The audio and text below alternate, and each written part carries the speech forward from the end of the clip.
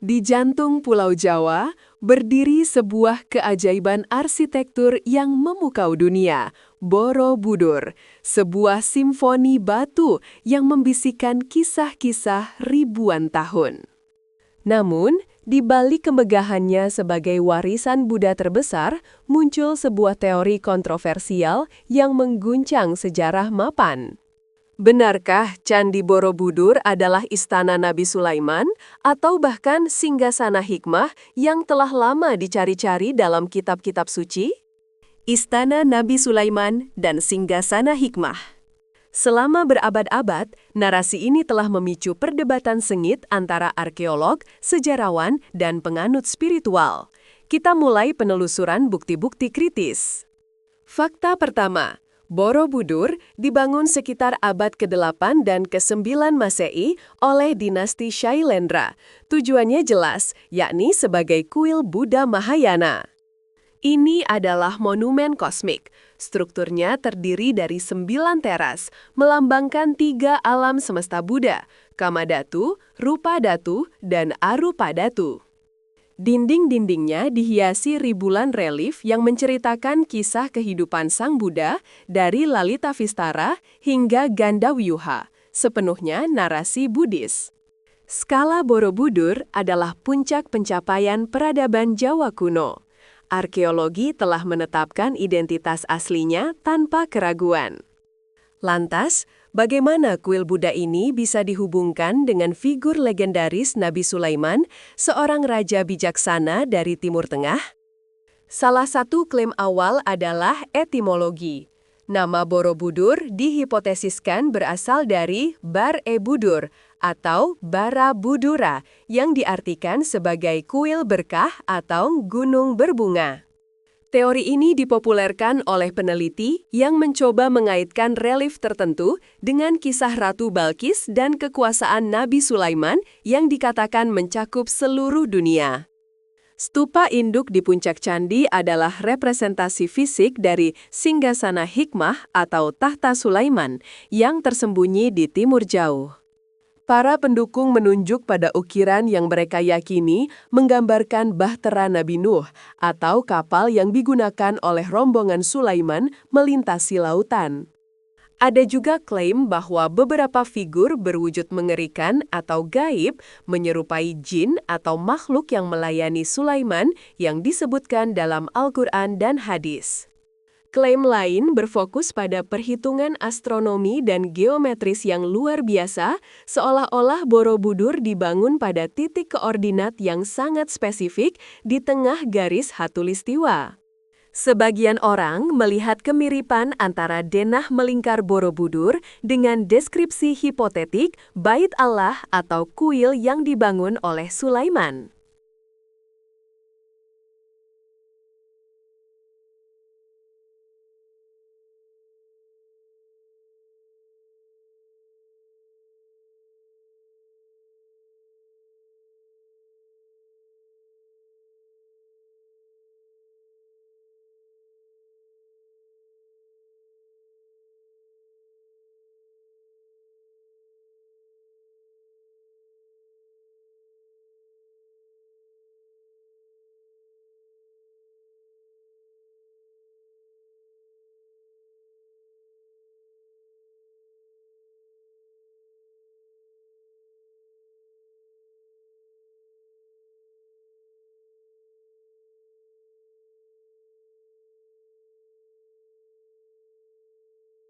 Kini, saatnya kita periksa klaim-klaim ini menggunakan lensa sejarah dan arkeologi modern.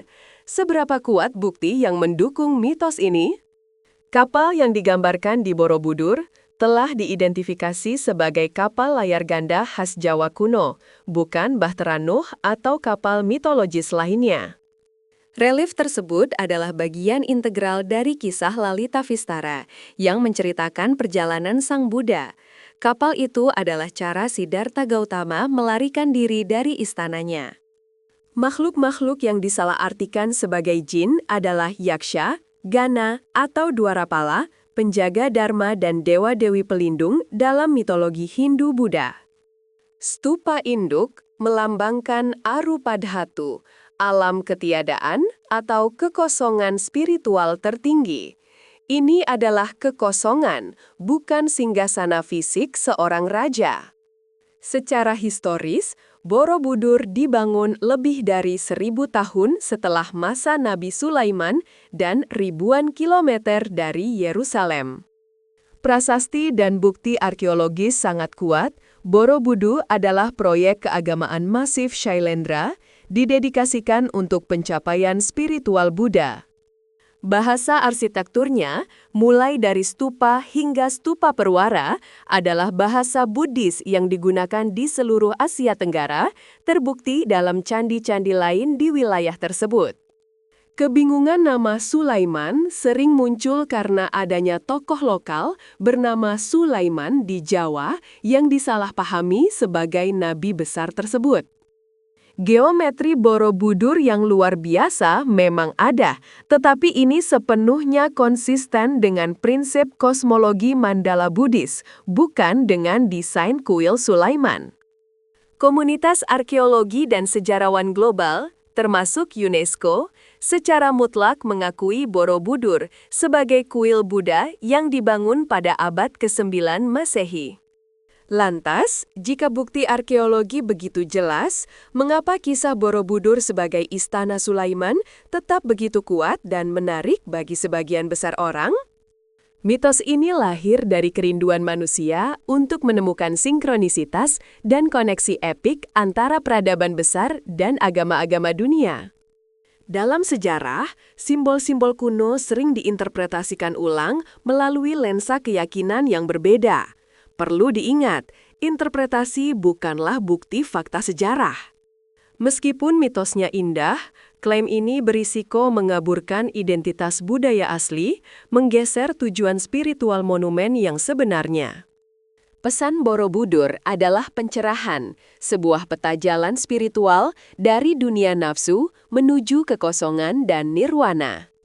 Setiap tingkat candi, setiap lorong, setiap relief memiliki makna filosofis yang mendalam yang harus dipahami dalam konteks ajaran Buddha. Adalah tanggung jawab kita untuk menghargai Borobudur berdasarkan data sejarah dan arkeologi yang tak terbantahkan demi kebenaran ilmiah. Terlepas dari latar belakang religiusnya, Borobudur adalah warisan dunia yang melampaui batas agama, milik seluruh umat manusia. Mitos Sulaiman memang menambahkan lapisan narasi yang kaya dan menarik pada candi ini, tetapi tetap harus dipisahkan dari catatan sejarah yang faktual. Pencarian kita akan singgasana hikmah mungkin tidak berakhir di Jawa, melainkan di situs-situs yang sesuai dengan bukti sejarah Nabi Sulaiman. Hikmah sejati Borobudur terletak pada ajaran Dharma, ajaran kebijaksanaan yang terukir abadi di setiap batunya. Apakah keyakinan bahwa Borobudur adalah istana Sulaiman fakta? Semua bukti arkeologis dan historis menunjuk pada satu jawaban, itu adalah mitos. Namun, hal itu sama sekali tidak mengurangi keajaiban Borobudur sebagai salah satu prestasi terbesar manusia di dunia arsitektur spiritual. Borobudur adalah candi Buddha Mahayana yang megah, sebuah mandala yang membimbing umat manusia menuju nirwana, berdiri tegak sebagai kebanggaan Indonesia. Terlepas dari mitos yang menyelimutinya, monumen luar biasa ini layak kita jaga dan pelajari sejarah otentiknya dengan sepenuh hati. Terima kasih telah menyaksikan penelusuran ini. Sampai jumpa di kisah sejarah dan arkeologi Indonesia yang selanjutnya.